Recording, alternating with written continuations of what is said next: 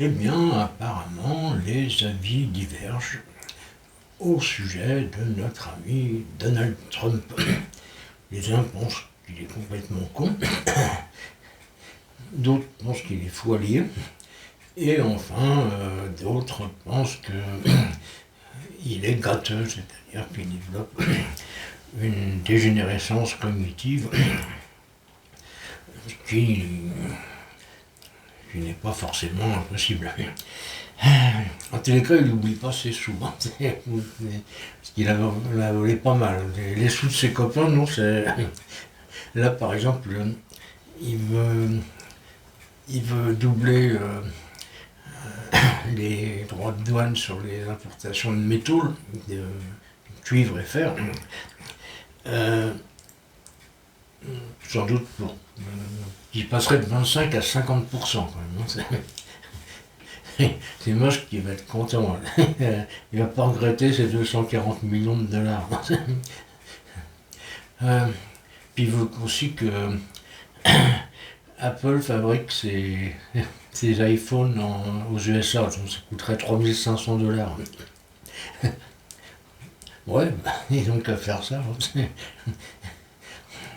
Mais bon, j'ai quand même remarqué un truc,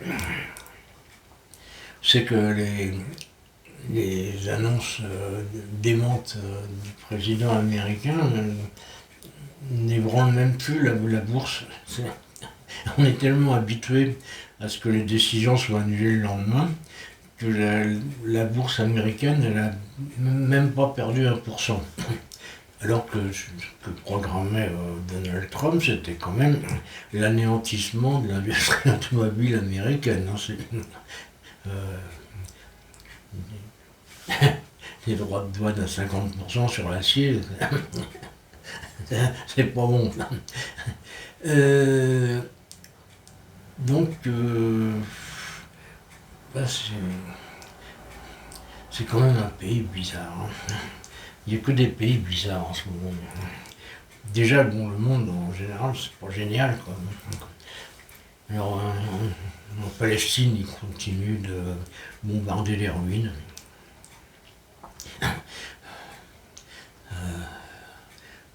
Je sais pas trop dans quel but. Peut-être pour faire fuir les Palestiniens, mais comme ils ont fermé les frontières, ça va être dur, quoi. Et en plus, personne ne veut les accueillir, les Palestiniens. Donc, ah oui, il y en a qui ont essayé, ils ont eu des problèmes. D'accueillir les Palestiniens. On ne pas être méchant, mais moi je le ferais pas. Bah c'est tout pour aujourd'hui, hein, c'est un dimanche en plus, hein, on ne travaille pas le dimanche. On est de repos.